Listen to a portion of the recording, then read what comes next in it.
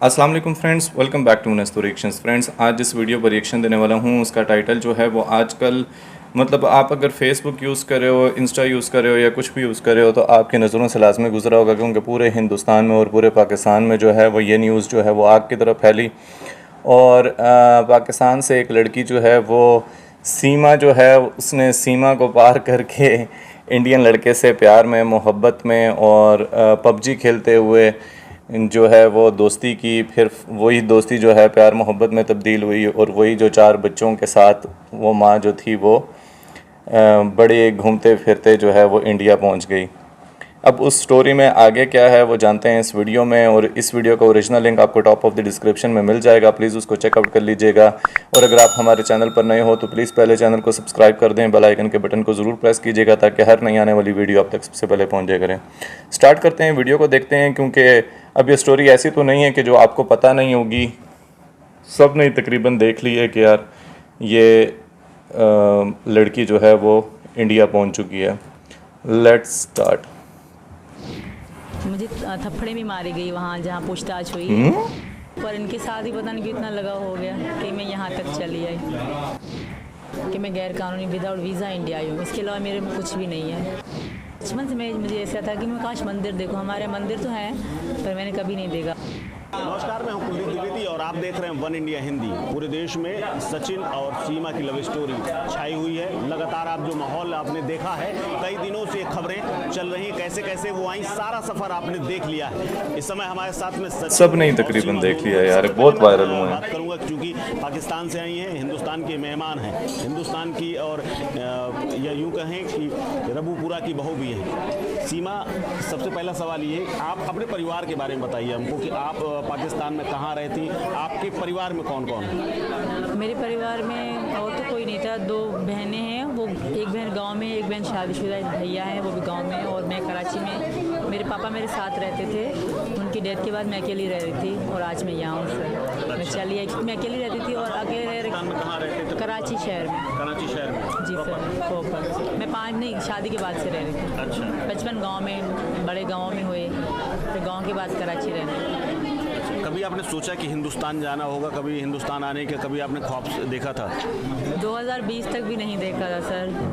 पता नहीं कैसे गेम के साथ खेलती थी, तब भी इतना इंटरेस्ट नहीं था। पता नहीं नसीब मेरा था या मुझे कोई मतलब मैं बचपन से ही ना, मेरी एक दोस्त थी, नूरी नाम था, वो हिंदू धर्म से थी, तो वो मुझे देती थी काली माता, वो पहनती थी। उन्होंने मुझसे अल्लाह लिया पहनने के लिए, मैंने उसे काली माता ली थी पहनने के लिए। मतलब बचपन से मुझे ऐसा था कि मैं काश मंदिर देखूँ। हमारे मंदिर तो हैं पर मैंने कभी नहीं देखा। मेरा इनको बताती हूँ कि मेरा बहुत इंटरेस्ट होता था इन चीज़ों में। शायद मेरे भाग्य में या अगले जन्म में मैं इनकी कुछ थी आज जो यहाँ हूँ, वरना हम उसको भी सोचा भी ना। गेम में कई लोग आते हैं, इन्हीं से क्यों इतना लगाव हुआ। बहुत इंडियन लड़के थे, इनसे भी खूबसूरत थे, जो मेरे फ्रेंड बने गेम में, हम साथ खेलते रहे, पर इनके साथ ही पता नहीं क्यों इतना लगाव हो गया कि मैं यहाँ तक चली आई। अच्छा, एक चीज़, गेम से दोस्ती हुई, अभी भी गेम जारी है? मैं खेलती थी, ये नहीं खेलते। आज अभी आजकल में लास्ट कब खेला आपने? लास्ट 1 तारीख को मैंने पहली को विनर पास लिया, नया जो आता है, दोनों आईडी से, इनकी भी से अपनी में से भी। अच्छा। और ये अब जब से मैं यहाँ आई हूँ तो ये नहीं खेल रहे। जब तक मैं वहाँ थी मेरे साथ खेलते थे। अब छिड़ते हैं क्योंकि काम वाम करते हैं ज़्यादा, बच्चों के लिए ज़्यादा मेहनत करनी पड़ रही उनको। अच्छा, पबजी में दोस्ती हुई, सारी चीज़ें हुई, वहाँ बातचीत शुरू हुई। आपको ये कब लगा कि नहीं अब मुझे हिंदुस्तान जाना है? क्योंकि एक घर छोड़ करके आना, इतनी सीमाओं का आपने पूरी जो सीमा ही पार कर, एक होता है कि हद पार करने, एक सीमा पार करनी होती है कि हद पार है, ठीक है, मोटे शब्दों में। तो आपने कब ये सोचा कि अब मुझे जाना चाहिए? कब इतना ट्रस्ट आया आपको? कोई ऐसी बात जिसकी वजह से आप चली आई वहाँ से, वो बात बताइए। ये और इनका परिवार मुझे बहुत अच्छा लगता था। जब ये वीडियो कॉल में दिखाते थे ना, ये घर, यहाँ सब इनके सब मिलजुल के रहते थे, होली मनाते थे, तो मुझे बहुत अच्छा लगता था। और क्योंकि मैं वहाँ अकेली रही हूँ ज़्यादातर, बचपन में तो हमारी मम्मी नहीं थी, और जब बड़े हुई तो यहाँ कराची में शिफ्ट हो गए, तो बहुत अकेली रही हूँ मैं, मेरे बच्चे और मैं। बस इनको पता है मैं अकेली रही। मेरे पापा दिन में चले जाते थे तो रात को आते थे। और जो मेरे पहले पति की फैमिली है वो बहुत मतलब अलग तरीके से हैं, तो बहुत उनका मतलब डिफरेंट था हमारा, तो मैं उनके साथ नहीं रह पाई। 1 महीना ही रही होंगी उनके गाँव में मैं, उसके बाद मैं यहाँ आ गई, तो बिल्कुल अकेली रहती थी सर। और मुझे अब परिवार चाहिए था और मुझे मिल गया।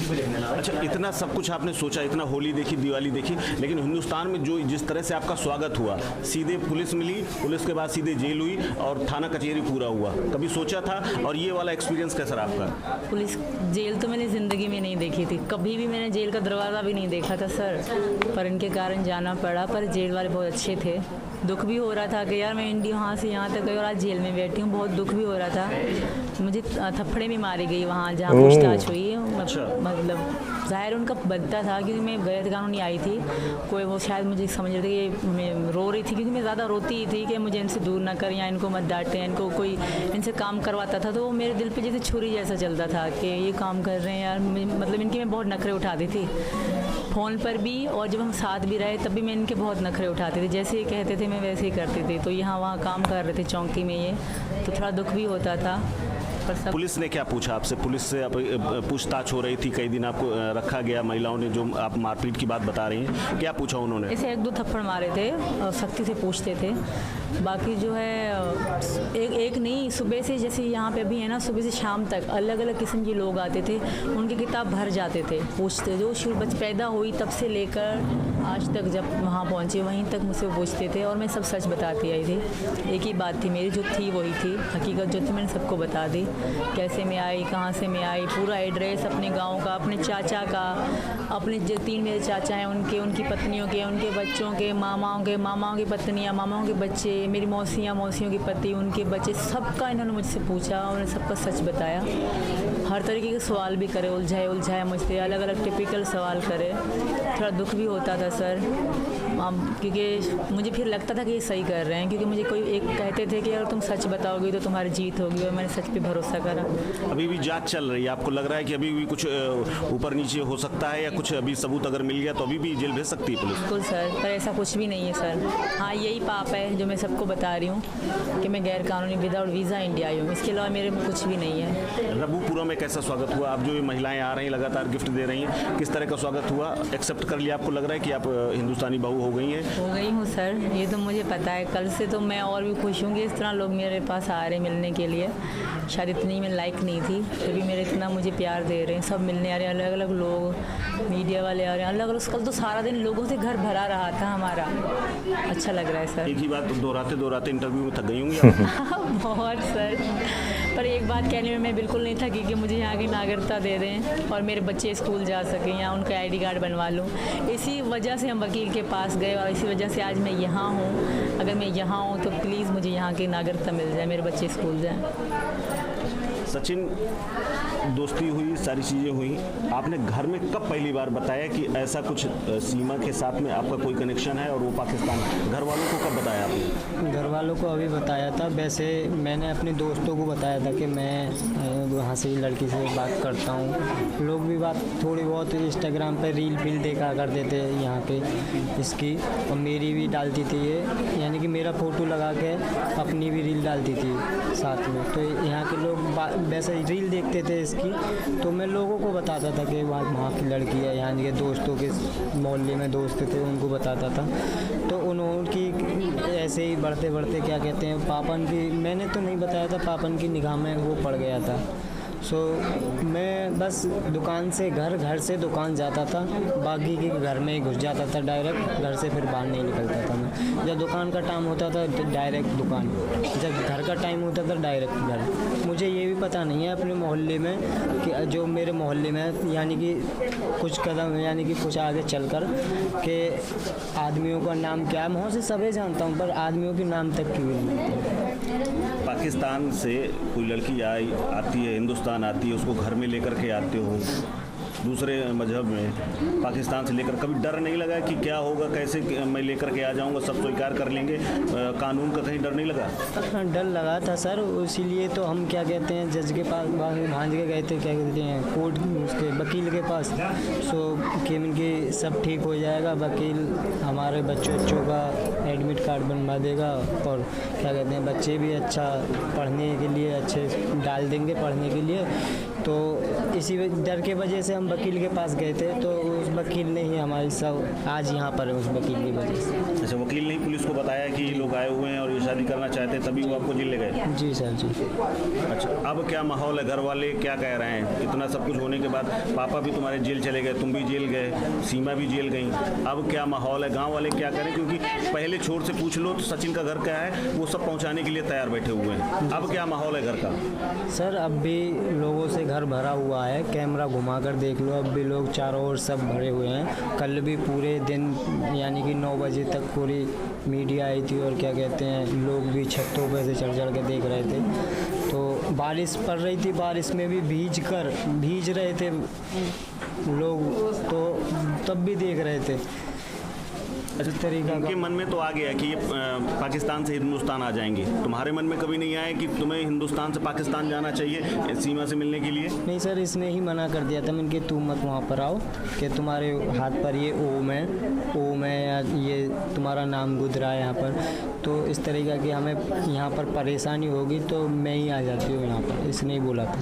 अच्छा, नेपाल लेकिन मिलने गए थे तुम? फिर मैंने बोला था मैंने कि हाँ तुम ही आ जाओ। नेपाल में मिले थे तुम? हाँ, नेपाल में 10 मार्च को मिले थे हम, 13 मार्च को हमने इसी 10 मार्च को? हाँ, इसी 10 मार्च को मिले थे। तो 13 मार्च को हमने पशुपतिनाथ मंदिर में शादी भी की थी।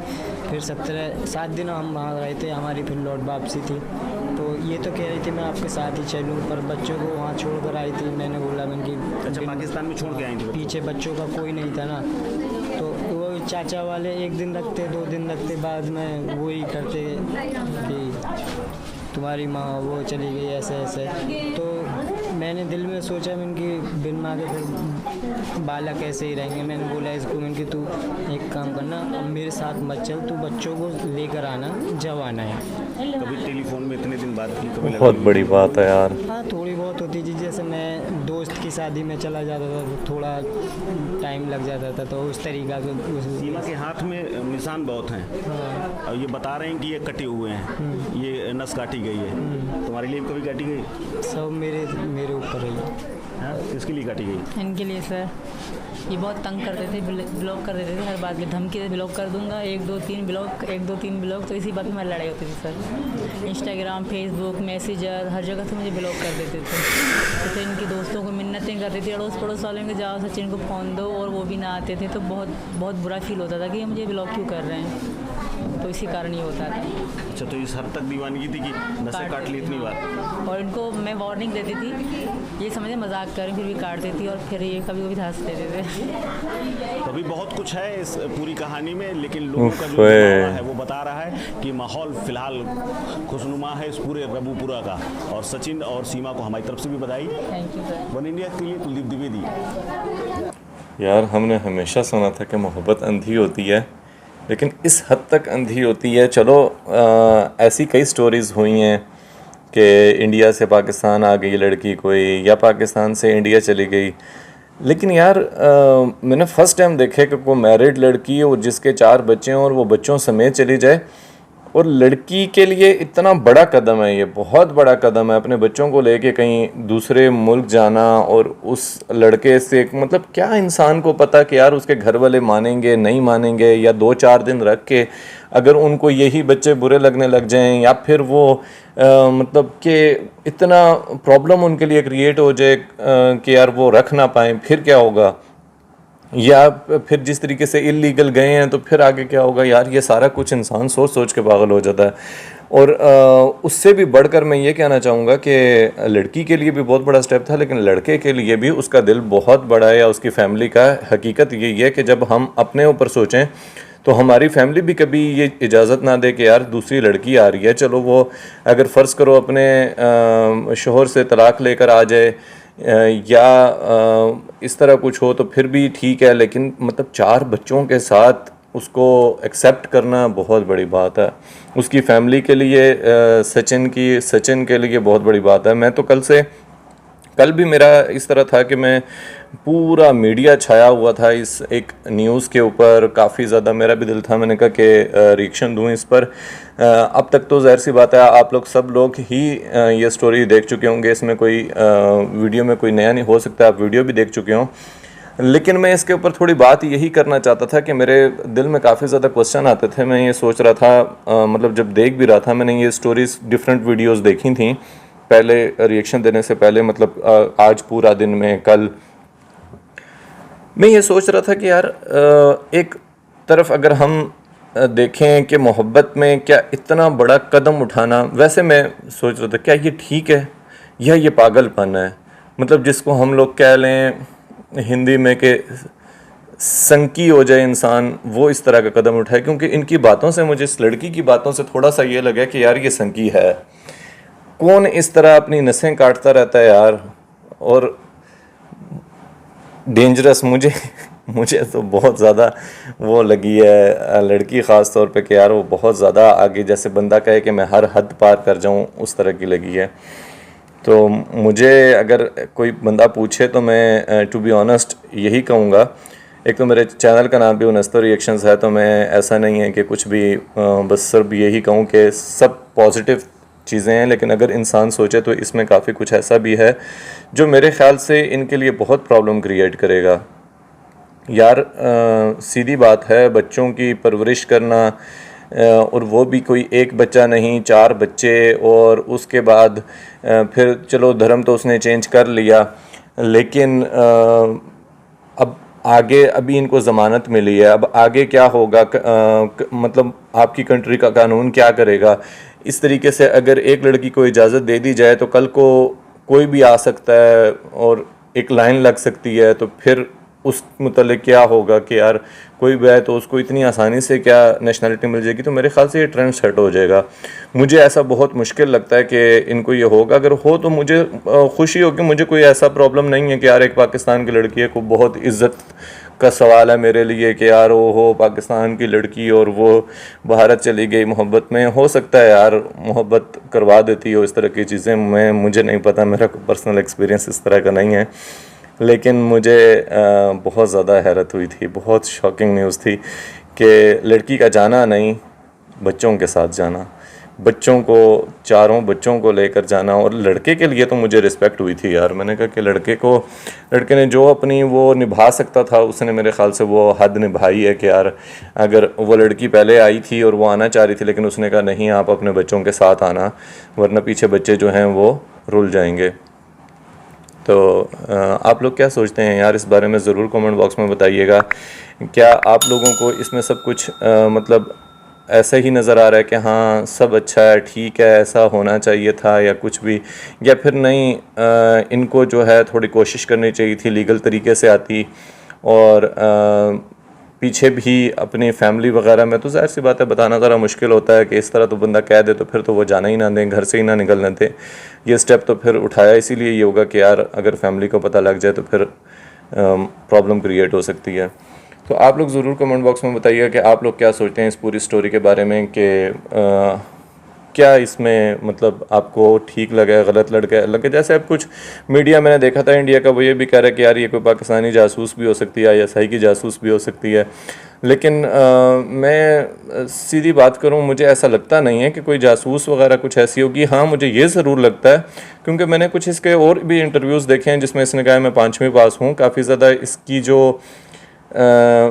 स्पीकिंग पावर है वो बहुत अच्छी है, क्योंकि एक 5वीं पास लड़की जो कि एक गांव में पली बड़ी हो, कराची अभी कुछ टाइम गई हो, लेकिन वो भी मैंने कुछ इसके इंटरव्यूज़ देखे हैं जिसमें ये कह रही थी कि मैं घर से बाहर कभी भी नहीं निकलती थी और इस तरह करके। तो उसके लिए यार इतनी अच्छी हिंदी का बोलना, इतने अच्छे से कैमरे को फेस करना, और हर चीज़ का जवाब होता है उसके पास, ये नहीं कि कोई चीज़ जो है कहीं पर डगमगा रही हो, ये चीज़ें मुझे थोड़ी सी हैरत में डालती हैं। लेकिन मुझे फिर भी कभी ऐसा नहीं लगता कि ये कोई जासूस है या इस तरह कुछ है, वो फिर कोई इतना गलत प्लान करके नहीं भेजता यार किसी को, कि पता ही हो कि इसने पकड़े ही जाना है। लेकिन गांव वालों ने बहुत अच्छा वेलकम किया है, पूरे इंडिया ने बहुत वेलकम किया है। हाँ कुछ मीडिया जो है वो बहुत अच्छे उसमें बात कर रहा है, कुछ मीडिया जो है वो कह रहा है नहीं है जासूस हो सकती है, या फिर ऐसे पाकिस्तानी लड़की को अगर हम लोग अपनी नेशनलिटी दे देंगे तो आगे फिर इस तरीके से तो होता ही रहेगा। और या फिर जैसे मैंने एक न्यूज़ ये भी देखी, वो मुझे बहुत ज़्यादा बहुत बुरी लगी थी, वो ये कि यार पाकिस्तान में किसी ने धमकियां दी हैं इनको कि अगर ये वापस नहीं आती तो फिर हम लोग जो हैं वो पाकिस्तान में जो हिंदू लड़कियां हैं उनके साथ कुछ गलत हो सकता है क्या। यार ये सब कुछ बहुत गलत है। हाँ ये है कि यार बस इसको एक नॉर्मल तरीके से लें, जैसे एक लड़का लड़की है यार मोहब्बत की, उन्होंने गदर मूवी एक किस्म की इन्होंने रिपीट कर दी, बस उसमें लड़का इधर आया था, इसमें लड़की उधर चली गई। तो एंजॉय करें इस स्टोरी को, बाकी कुछ भी नहीं है।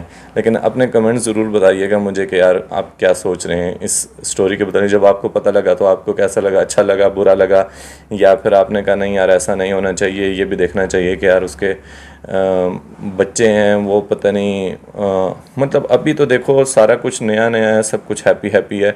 जैसे जैसे टाइम गुजरता रहता है मुझे ऐसा लगता है कि जब बाकी मामलात ठंडे होते रहते हैं तो फिर चीज़ें जो हैं वो आहिस्ता आहिस्ता होना शुरू हो जाती हैं। और जिस तरह की मुझे इस लड़की की थोड़ी साइकी लगी है कि यार बहुत ज़्यादा हद क्रॉस करने वाली जैसे बात हुई, तो नसें काट मतलब काफ़ी ज़्यादा कट्स वो कह रहे हैं लगे हुए हैं। तो ये चीज़ें थोड़ी डेंजरस होती हैं किसी भी रिलेशनशिप में। अगर बंदा इतने आगे तक चला जाए ना तो उसको संभालना बड़ा मुश्किल होता है। बाकी आप लोग ज़रूर बताइएगा कि आप लोग क्या सोचते हैं। जाने से पहले अगर वीडियो पसंद आई हो तो लाइक कर दीजिएगा, चैनल को सब्सक्राइब कर देना, बेल आइकन के बटन को ज़रूर प्रेस कीजिएगा। मिलते हैं नेक्स्ट वीडियो में, टेक केयर।